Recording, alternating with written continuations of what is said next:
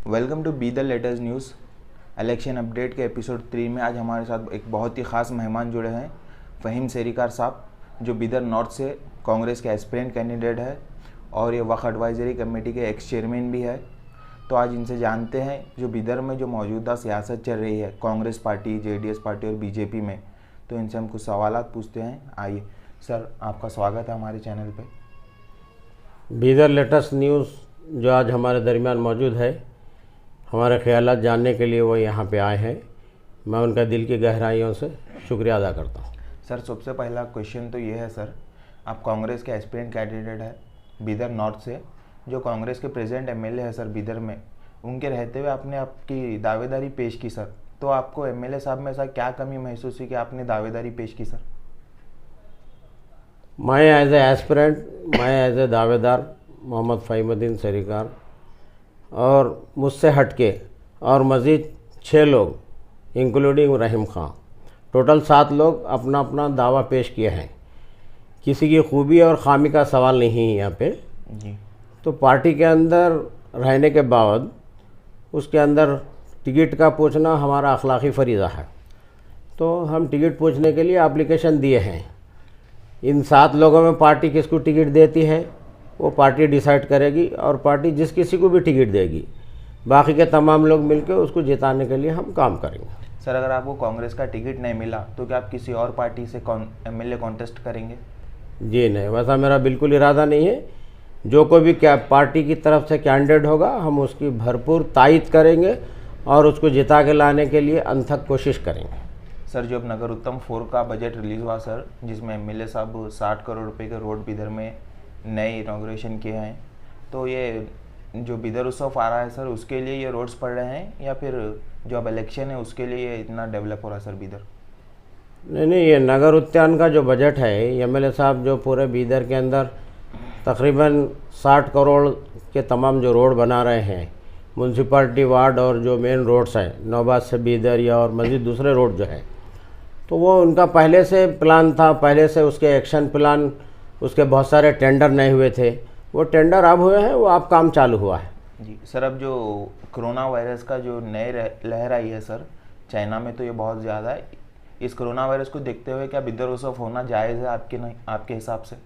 बिदर उत्सव तो बिल्कुल होना चाहिए जी। कोरोना वायरस की जो अफवाह है अभी वो पूरी तरीके से तस्दीक के साथ नहीं बोला जा सकता, क्योंकि बहुत सारे फेक वीडियोस भी आ रहे हैं। और रही दूसरी बात, इंडिया के अंदर सिर्फ अब जो कोरोना का नया वेरिएंट है, वो वेरिएंट के सिर्फ 3 केस आए हैं। अभी मज़ीद ऐसी है ये आशंकाएं हैं कि मज़ीद फैलेगा, होगा, जाएगा। तो अभी इसके लिए हमारे इंडिया में जो लास्ट टाइम पे जो बूस्टर जो डोज दिया गया था, वैक्सीनेशन जो किया गया था, वो वैक्सीनेशन हमारी बॉडी के अंदर एंटीबॉडी डेवलप करने के लिए बहुत काम किया है। तो लिहाजा इंडिया के लोगों की compare to the China body बहुत स्ट्रांग है, वो उनकी इम्यूनिटी बहुत वीक है, जिसकी वजह से वहाँ पे बहुत जल्दी उनको वो कोरोना वायरस असर कर रहा है। और उनका खुद का बना हुआ लोकल का जो वैक्सीन था, वो वैक्सीन भी उनके लिए असरअंदाज साबित नहीं हुआ।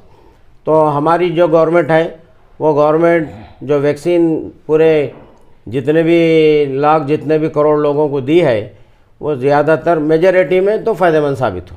सर, जो हेल्थ मिनिस्टर है कर्नाटका की के सुधाकर, उन्होंने एक मास्क पहनना मैंडेटरी कर दिया है स्कूल, कॉलेजेस, फंक्शंस में, जहाँ पे भी ज़्यादा गैदरिंग होगी वहाँ पर मास्क पहनना कंपलसरी कर दिया है। अगर बिदरोत्सव होता तो सर बहुत एक मास्क पब्लिक जमा होगी वहाँ पर, तो आपके हिसाब से बिदरोत्सव होना चाहिए? नहीं, मैं अभी बताना, अभी ये पूरी तरीके से कंफर्म नहीं है। बिदर उत्सव तो होना चाहिए। अगर किसी खुदा ना खास्ता अगर ये तेज़ी से फैलता है तो वैसी सूरत में गवर्नमेंट खुद उसको कैंसिल करती है। जी सर, अब जो बजट के पोस्टर्स लगाए जा रहे हैं, जहाँ पर भी जो चौबारा हो, गावन चौक हो, नई कमान हो, उसमें ख़ास तौर से लिखा हुआ है कि टोटल पैकेज 1400 लाख, 1400 लाख। मतलब सर जितने ज़्यादा डिजिट होगा क्या उतना बड़ा बजट दिखेगा?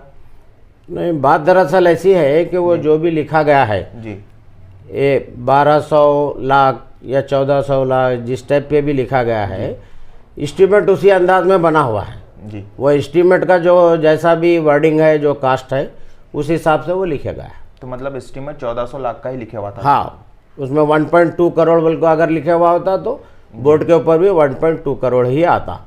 एस्टीमेट जैसा लाख में है मेंशन किया हुआ, उसी तरीके से बोर्ड भी उसी तरीके से लिखाए गए। सर बसवा कल्याण के जो जेडीएस कैंडिडेट है कादरी साहब, उन्होंने कहा कांग्रेस पूरी तरह से फेल हो गई बीजेपी को रोकने में, तो आप उनका स्टेट में कहाँ तक देखते हैं सर? ये उनका ज़ाती ख्याल हो सकता है। कांग्रेस ही वाहिद मुतबादिल है जो बीजेपी को रोक सकती। जी, कांग्रेस की तो 70-75 साल से हुकूमतें रही हैं, कांग्रेस को इतना हल्के में लेना मुनासिब नहीं।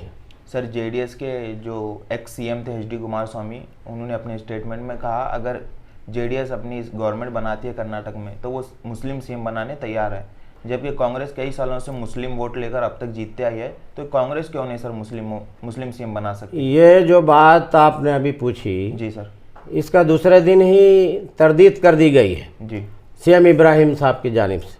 सीएम इब्राहिम साहब ने यह कहा मुस्लिम सीएम बनाने की बात जो कही गई है उसके लिए शर्त रखी गई है, अगर कुमारस्वामी सेंट्रल में मिनिस्टर बन के जाते हैं या कुमारस्वामी स्टेट से सेंट्रल जाते हैं तो वैसी सूरत में हम बनाएंगे। ऐसा कोई हमारा अभी क्लैरिफिकेशन क्लियर नहीं है, बल्कि सीएम इब्राहिम साहब का खुद बयान है।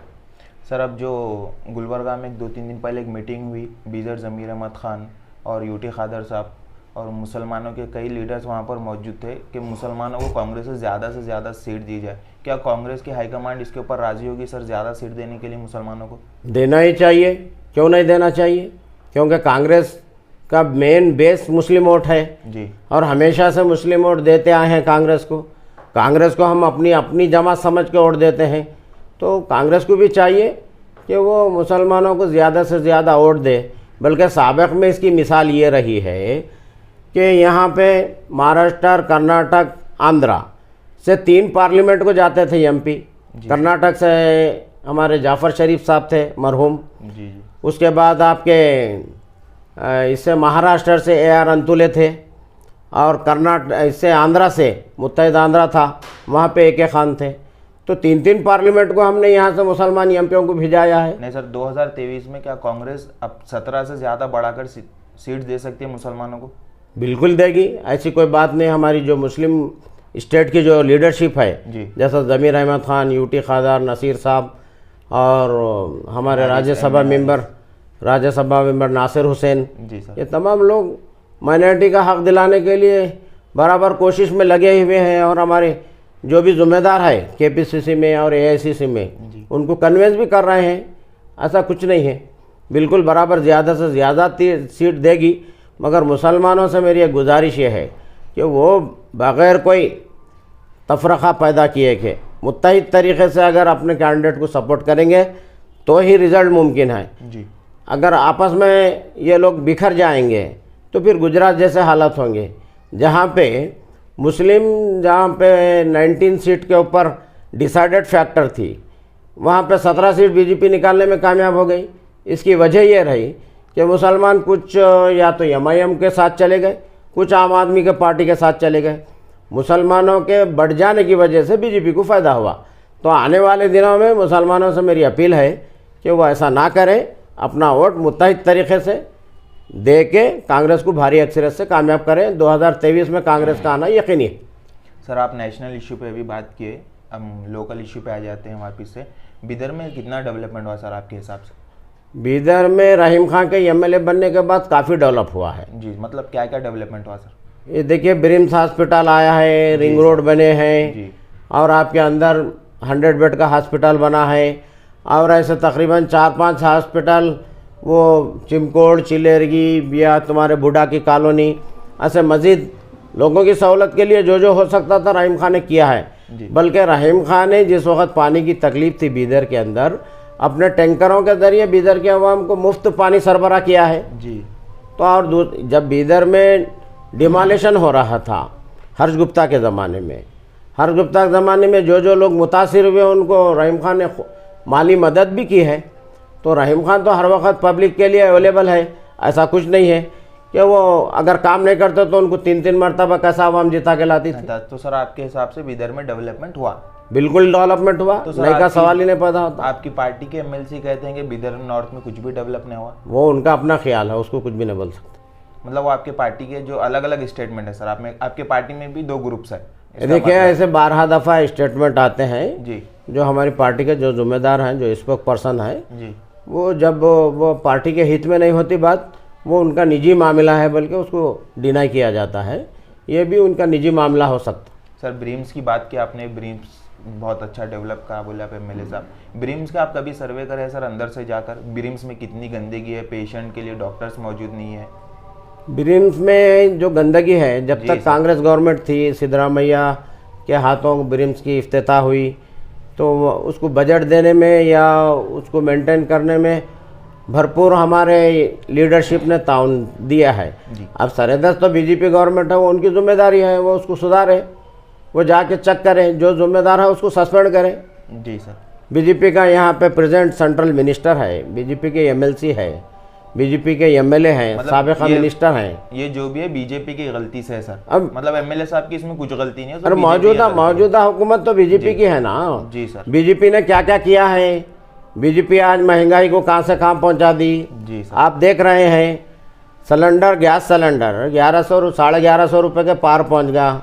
खाने का मीठा तेल जो किसी ज़माने में 80 रुपये किलो मिला करता था, आज 160 के ज़्यादा है। जी तो सर आपकी पार्टी तो अपोजिशन में है, आवाज़ क्यों नहीं उठा रही सर आपकी पार्टी? बराबर जिस टेबल के ऊपर जाके रहीम खान को नुमाइंदगी करना चाहिए।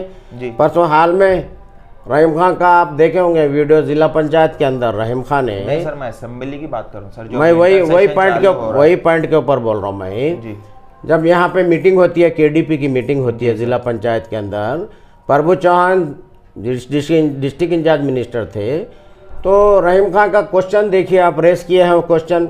यहाँ तक कि मिनी विधानसभा बनाने के लिए कांग्रेस के ज़माने में डीसी ऑफिस, सामने का हार्टिकल्चर, पोस्ट ऑफिस, ये तमाम को लेके मिनी विधानसभा बनाना बल्कि तय होगा, बल्कि उसके लिए 50 करोड़ रुपए भी रखे गए। जी सर। फिर रहीम खान का सवाल यह था कि प्रभु चौहान से कि मजीद आप पैसे दीजिए और आप मिनी विधानसभा के बारे में जो जगह है उसको फाइनल कीजिए, बल्कि उनका मुतालबा था जी। तो मतलब आपके हिसाब से एमएलए साहब बहुत डेवलप करे बिदर को? बिल्कुल, उसमें कोई शक ही नहीं है। तो सर आपने आपकी दावेदारी क्यों पेश करी सर? मैं अभी इससे पहले भी बता चुका हूँ आपको कि पार्टी में रहने के बाद टिकट पूछना हमारा काम है। टिकट जिसको भी देगी पार्टी। जब एमएलए साहब इतना डेवलप कर रहे हैं, जो अगर कोई लीडर कोई डेवलप नहीं करता तो कोई उम्मीदवार उनके सामने ठहरता है, जैसे कि वो डेवलप नहीं कर रहे, आप हमें टिकट दीजिए। जब उन्होंने इतना डेवलप कर रहे तो आपने दावेदारी पेश किया, वो भी 6 लोग दावेदारी पेश कर रहे हैं सर इतना डेवलप करने के बाद भी। वो पार्टी में एक तरीक़ाकार रहा है, हर आदमी एप्लीकेशन डालता है जी। 2,05,000 रुपये दे के उसके अंदर एप्लीकेशन दिया गया है जी। हम सिर्फ बीदर के 6 लोग नहीं मिलके सारे कर्नाटक में 1350 लोग एप्लीकेशन दिए हैं।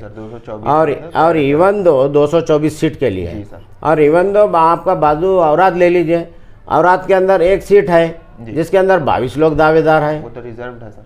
तो वो ठीक है, रिजर्व लोग ही 22 दावेदार है ना जी। मैं बिदर तो एक जनरल सीट है ना सर।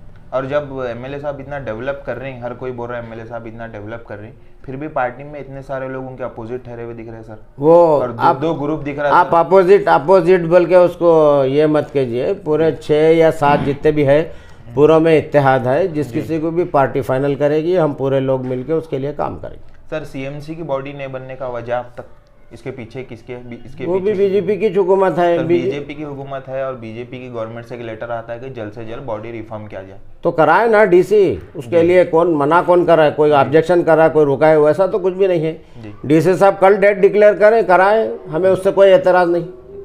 जी सर, जो 6 लोग एस्पिरेंट जो बिदर नॉर्थ से बने हैं, क्या पार्टी के खिलाफ कोई डिसिप्लिनरी एक्शन नहीं ली सर अब तक? जितने भी पार्टी के एस्पिरेंट हैं तमाम को लेटर दिया गया है कि जहाँ कहीं हमारा नुमाइंदा हो या एमएलए हो, तो एमएलए के ख़िलाफ़ या पार्टी के ख़िलाफ़ बोलने के हमको ऑर्डर्स नहीं है जी। अगर हमको कुछ बोलना है तो इंडोर मीटिंग पार्टी में हमारे जो भी हाईकमान लीडर्स हैं उनके सामने जाके हम हमारे ख़यालात का इजहार कर सकते हैं, मगर लोगों के दरमियान बोलने के ऑर्डर्स नहीं हैं। ये 3 दिसंबर 2022 को हमारे स्टेट केपीसी से तमाम लोगों को लेटर आ चुका है, जिसमें कन्नड़, इंग्लिश, उर्दू में उसके इंस्ट्रक्शन दिए गए हैं। मतलब सर वो लेटर में ये लिखा हुआ है कि आप पार्टी के खिलाफ कुछ भी नहीं बोल सकते? बिल्कुल नहीं बोल सकते। अगर बोलना भी है तो या तो डीसीसी से परमिशन लेना या केपीसी से परमिशन लेना, इवन तो प्रेस कॉन्फ्रेंस भी नहीं कर सकते आप। जी।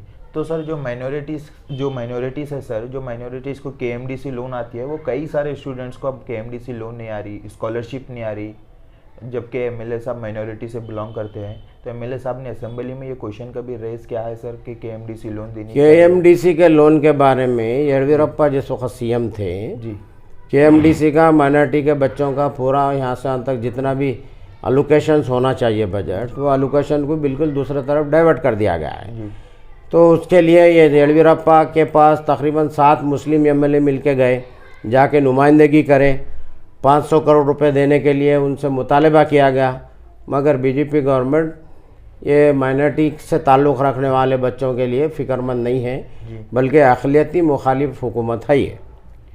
जी सर। सर मेरा नेक्स्ट क्वेश्चन ये था, जो ब्रिम्स हॉस्पिटल के बाहर जो D ग्रुप के मेंबर्स बैठे हुए हैं, 245 डेज से बैठे हुए हैं, उनकी तकलीफ़ कब दूर होगी सर? वो तो मौजूदा जो हुकूमत है वो हुकूमत बात करे उनसे, बात करके उनका जो डिमांड है वो डिमांड को फुलफ़िल करना मौजूदा हुकूमत की जिम्मेदारी है। अगर सर आप बिदर नॉर्थ से MLA कैंडिडेट बनते हैं कांग्रेस के, और अगर आप बिदर नॉर्थ से जीतते हैं, तो क्या आप ये सारे बिदर में जितने भी प्रॉब्लम है वो पूरे सॉल्व कर देंगे? देखिए, एक इंसान से जो हो सकता है वो करता है। मतलब आप एक प्लान तो बनेंगे ना? पूरी चीज़ों का तो वादा कोई भी नहीं कर सकता। पहले टिकट का तो फाइनल हो जाने दीजिए, फिर उसके बाद आप जैसे लोगों का, पूरी आवाम की अगर तायद रही, अल्लाह की मर्ज़ी से अगर खुदा न खास्ता हम जीत जाते हैं, तो वैसी सूरत में वो सवाल पैदा होता है। जी। पहले टिकट का तो मसला हल होने दीजिए। तो मतलब आपको भी कंफर्म नहीं है कि टिकट मिलेगी आपको, ये कहना चाह रहे हैं आप? किसी को कंफर्म नहीं रहता जी, जब तक कि टिकट किसी का एक फाइनल नहीं हो जाता। जी सर। किसी मतलब को भी कंफर्म नहीं रहता, मिलेगी, पूरे 6 के 6 एस्पिरेंट उसका सपोर्ट करेंगे, करना ही पड़ेगा, सवाल ही नहीं पैदा होता। जी। तो जैसा कि आपने अभी हमारे साथ फ़हीम सेरीकार साहब थे, जो कि वक्फ एडवाइजरी कमेटी के एक्स चेयरमैन थे, उनको आपने सुना और उनके ख़यालात जाने, और आप ऐसे ही अपडेट्स के लिए बिदर लेटेस्ट न्यूज़ के साथ बने रहे। मैं मोहम्मद तबरेज़ अहमद, इलेक्शन अपडेट के एपिसोड 3 था ये।